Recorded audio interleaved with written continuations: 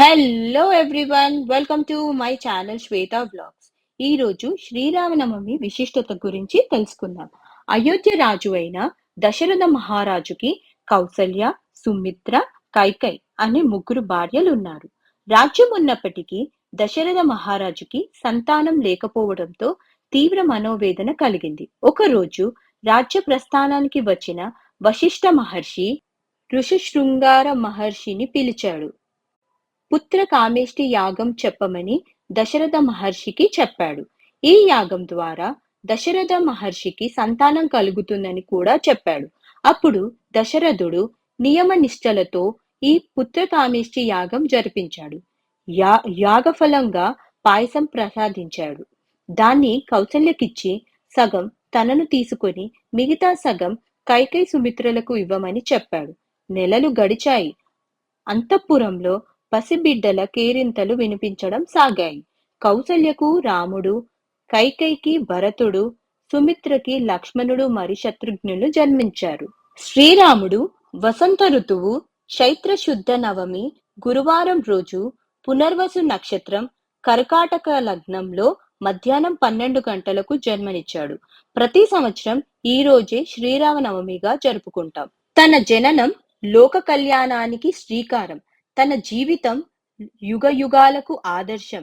సకల గుణ సంపన్నుడు, ధర్మం తప్పని వాడు, ధైర్యవంతుడు, క్రోధాన్ని జయించినవాడు, రణరంగంలో కోపోగ్ధుడు, దేవతలను సైతం భయపెట్టేవాడు, శ్రీ మహావిష్ణువు అవతార స్వరూపుడు, ఇక్ష్వాకు వంశంలో పుట్టినవాడు శ్రీరాముడు. దశరథుడికి సంతోషానికి అవధులు లేకపోయాయి. భూమిపై పెరిగిన అధర్మాన్ని అణిచివేసి ధర్మాన్ని కాపాడడానికి ఈ అవతారాన్ని దాల్చాడు శ్రీ మహావిష్ణువు. ఈ విష్ణు అవతారాల్లో 7వ అవతారమే ఈ రామ అవతారం.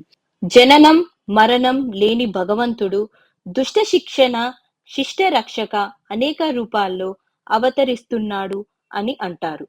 శ్రీ మహావిష్ణువు భక్తుల కొరకు ఎన్నో విధముల అవతరించినప్పటికీ వాటిలో మత్స, కూర్మ, వరహ, నృసింహ, వామన, పరశురామ, రామ, కృష్ణ, బుద్ధ, కల్కి అని 10 అవతారాలు ఎంతో ప్రసిద్ధం. వీటిని దశావతారాలు అని కూడా అంటారు. ఈ వరుసలో రామావతారం 7వ అవతారం. శ్రీరామ జనన సమయంలో అప్పటికే రాక్షసుడైన రావణుడు భగవత్ ఆరాధనలను, దేవతలను, మునులను ముప్పతిప్పలు పెడుతూ లోకాలను అల్లకల్లోలం చేస్తున్నాడు. అటువంటి రావణుణ్ణి సంహరించి ధర్మాన్ని రక్షించాడు శ్రీరాముడు.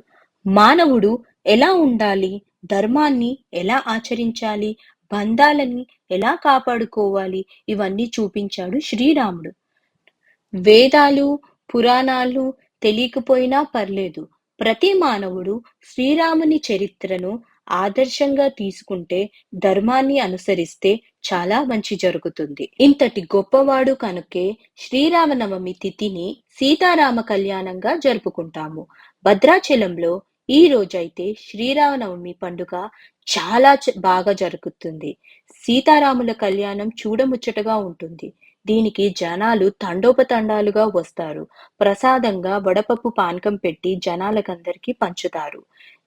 ఇక్కడ అయిపోయిన తర్వాత వేరే ప్రాంతం వాళ్ళు కూడా సీతారాముల కళ్యాణాన్ని చేస్తారు.